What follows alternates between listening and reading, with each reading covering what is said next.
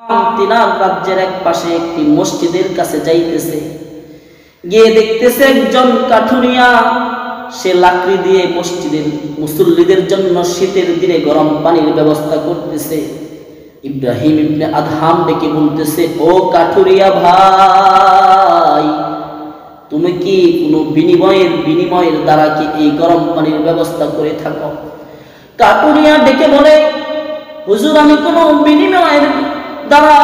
বিনিময়ের দ্বারা এই গরম পানির ব্যবস্থা করে থাকি না। আমি একজন নাখানদান গোলাম, আমি একজন খারাপ, সবচেয়ে নিকৃষ্ট বান্দা। আল্লাহ তাআলার কাছে আমার ইবাদত কবুল হয় কিনা জানি না, আল্লাহ তাআলার কাছে আমার সাজদা কবুল হয় কি জানি না, আল্লাহ তাআলার কাছে আমার নামাজ কবুল হয় কি জানি না, কিন্তু আমি একজন কাঠুরিয়া, কাঠ কাটি আর এখান থেকে কিছু কাঠ সদকার জন্য রেখে দেই, তা দ্বারা গরম পানি করে আমি মসজিদের মুসল্লিদের ওযুর ব্যবস্থা করে দিই।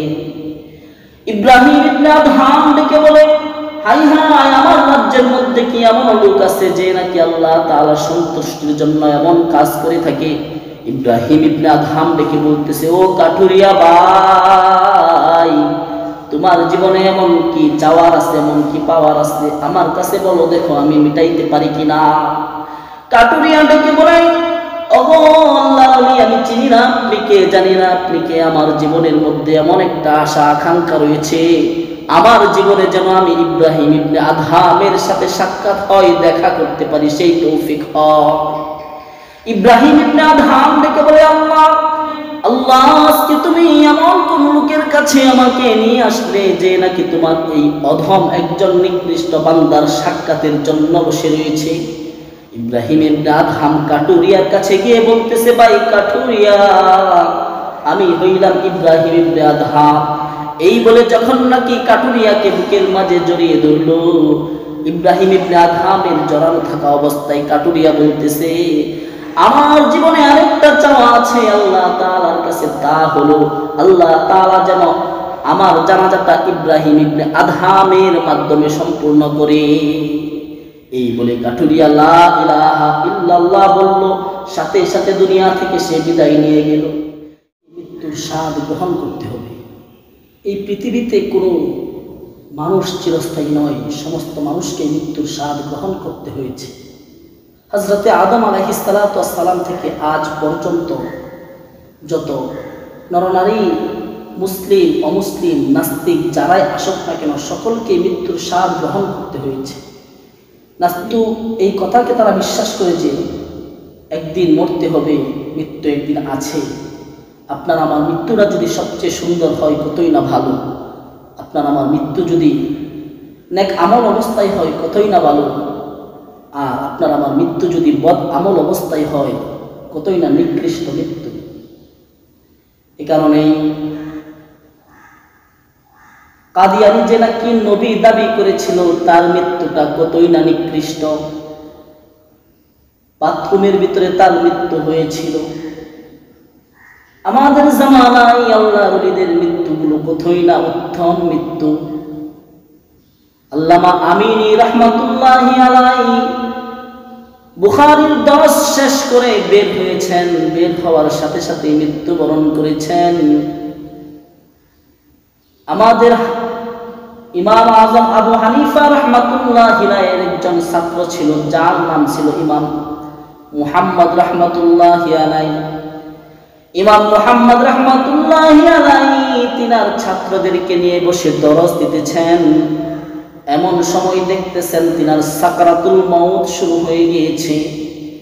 সাকরাতুল মাউত শুরু হয়ে যাওয়ার পরে ইমাম মুহাম্মদ রাহমাতুল্লাহি আলাইহি ছাত্রদেরকে মাসআলা শিক্ষা দিতেছেন যে হজে যাওয়ার পর শয়তানকে কঙ্কর নিক্ষেপ করার মাসআলা শিক্ষা দিতেছেন।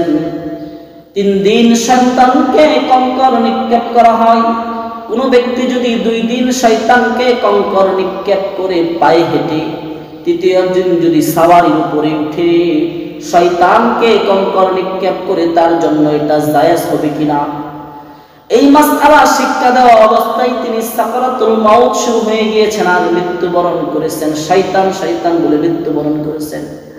আমরা অনেকেই বলবো মৃত্যুর সময় কালিমা নসিব হয় নাই, কিন্তু না, আল্লামা কাশ্মীরি রহমাতুল্লাহি আলাইহি তিনার এই মৃত্যুর ব্যাখ্যা বিশ্লেষণ করেছেন যে ইমামে মুহাম্মদ রহমাতুল্লাহি আলাইহি মৃত্যুর শেষ সময় পর্যন্ত উম্মতে মুহাম্মাদের প্রত্যেকটা সন্তানকে শিক্ষা দিয়েছেন কিভাবে শয়তানের ধোঁকা থেকে বাঁচবে, শয়তানকে কিভাবে পাথর নিক্ষেপ করে করে ধোঁকা থেকে বাঁচবে।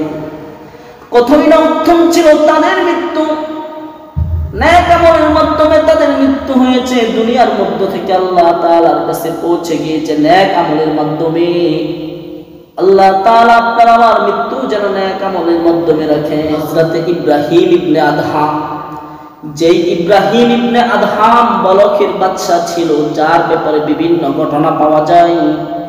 ইব্রাহিম ইবনে আদহাম তিনার রাজ্যের এক পাশে একটি মসজিদের কাছে যাইতেছে, গিয়ে দেখতেছে একজন কাঠুরিয়া সে লাকড়ি দিয়ে মসজিদের মুসল্লিদের জন্য শীতের দিনে গরম পানির ব্যবস্থা করতেছে। ইব্রাহিম ইবনে আদহাম ডেকে বলতেছে, ও কাঠুরিয়া ভাই, তুমি কি কোনো বিনিময়ের দ্বারা কি এই গরম পানির ব্যবস্থা করে থাকো? কাঠুরিয়া ডেকে বলে, হুজুর, আমি কোনো বিনিময়ের দ্বারা এই গরম পানির ব্যবস্থা করে থাকি না। আমি একজন নাখানদান গোলাম, আমি একজন খারাপ সবচেয়ে নিকৃষ্ট বান্দা। আল্লাহ তাআলার কাছে আমার ইবাদত কবুল হয় কিনা জানি না, আল্লাহ তাআলার কাছে আমার সাজদা কবুল হয় কি জানি না, আল্লাহ তাআলার কাছে আমার নামাজ কবুল হয় কি জানি না, কিন্তু আমি একজন কাঠুরিয়া, কাঠ কাটি আর এখান থেকে কিছু কাঠ সদকার জন্য রেখে দেই, তা দ্বারা গরম পানি করে আমি মসজিদের মুসল্লিদের ওযুর ব্যবস্থা করে দেই। ইব্রাহিম ইবনে আদহাম ডেকে বলে, হাই হাই, আমার রাজ্যের মধ্যে কি এমন লোক আছে যে নাকি আল্লাহ তাআলার সন্তুষ্টির জন্য এমন কাজ করে থাকে? ইব্রাহিম ইবনে আদহাম ডেকে বলতেছে, ও কাঠুরিয়া ভাই, তোমার জীবনে এমন কি চাওয়ার আছে, এমন কি পাওয়ার আছে, আমার কাছে বলো, দেখো আমি মিটাইতে পারি কিনা।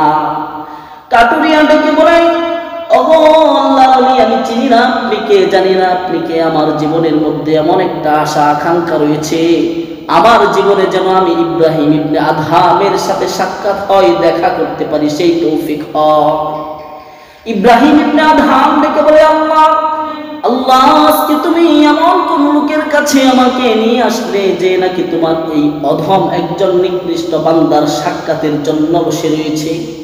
ইব্রাহিম ইবনে আদহাম কাঠুরিয়ার কাছে গিয়ে বলতেছে, ভাই কাঠুরিয়া, আমি হইলাম ইব্রাহিম ইবনে আদহাম।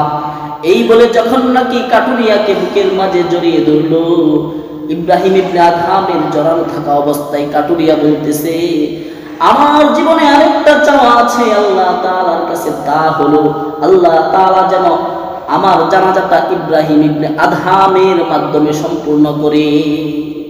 এই বলে কাঠুরিয়া লা ইলাহা ইল্লাল্লাহ বলল, সাথে সাথে দুনিয়া থেকে সে বিদায় নিয়ে গেল। ইব্রাহিম ইবনে আদহাম তার জানাজা দিয়েছেন। কতই না নেককার লোক ছিল তারা, কতই না উত্তম লোক ছিল তারা, যাদের মৃত্যু উত্তম তারাই না কত সুন্দর লোক, যাদের মৃত্যু শ্রেষ্ঠ তারাই না কত ভালো, যাদের মৃত্যু সবচেয়ে সুন্দর তারাই না কত। আমার মৃত্যুটা যদি ভালো হয়, আল্লাহ তাআলা কবরকেও আপনার আমার জন্য ভালোভাবে নিযুক্ত করবে। আপনার আমার মৃত্যুটা যদি নিকৃষ্ট অবস্থায় হয়, আপনার আমার মৃত্যুটা যদি গুনাহ করতে করতে হয়, কবরও আমার জন্য খারাপ আচরণ করবে, ভালো আচরণ করবে না। এজন্যই তো আল্লাহ তাআলার কাছে সব সময় দোয়া করা, আল্লাহ তাআলা যেন আপনার আমার মৃত্যুটাকে নেক অবস্থায়, ভালো অবস্থায়, আমলের হালতে যেন করে সেই তৌফিক দান করে। নবীজির সাহাবী হযরত সাদ রাদিয়াল্লাহু তাআলা আনহু, মৃত্যুর পরে নবীজি হযরত সাদ রাদিয়াল্লাহু তাআলা আনহুর জানাজা দিয়েছেন। হাদিসের মধ্যে আসছে হযরত সাদ রাদিয়াল্লাহু তাআলা আনহুর মৃত্যুর সাথে সাথে আল্লাহ তাআলার আরশ হেলে গিয়েছিল। হযরত সাদ রাদিয়াল্লাহু তাআলা আনহুর মৃত্যুর পরে নবীজি তার দাফন কাফন যখন করলেন, করার পরে তিনি কবরের পাশে দাঁড়ায়া রইছেন। এমন সময় আল্লাহর নবী বিশ্ব নবী সাল্লাল্লাহু আলাইহি ওয়াসাল্লাম বলতেছেন, সুবহানাল্লাহ, আলহামদুলিল্লাহ, লা ইলাহা ইল্লাল্লাহ, আল্লাহু আকবার, সুবহানাল্লাহ সুবহানাল্লাহ, এরকম শব্দ দিতেছেন, তাসবিহ বলতেছেন। সাহাবারা জিজ্ঞাসা করে, ইয়া রাসূলুল্লাহ, ইয়া হাবিবাল্লাহ, আপনি সাদের জানাজার পরে সাদের কবরের পাশে কেন এই তাসবিহগুলো আদায় করলেন? এর কারণ কি? নবীজি ডেকে বলে, ও আমার সাহাবীরা, সাদের মৃত্যুর পর কবর তার সাথে খুব ভয়ঙ্কর আচরণ করতে শুরু করে দিয়েছিল। আমি আল্লাহ তাআলার কাছে তাসবিহগুলো আদায় করার সাথে সাথে কবরকে আল্লাহ তাআলা ঠান্ডা করে দিয়েছে।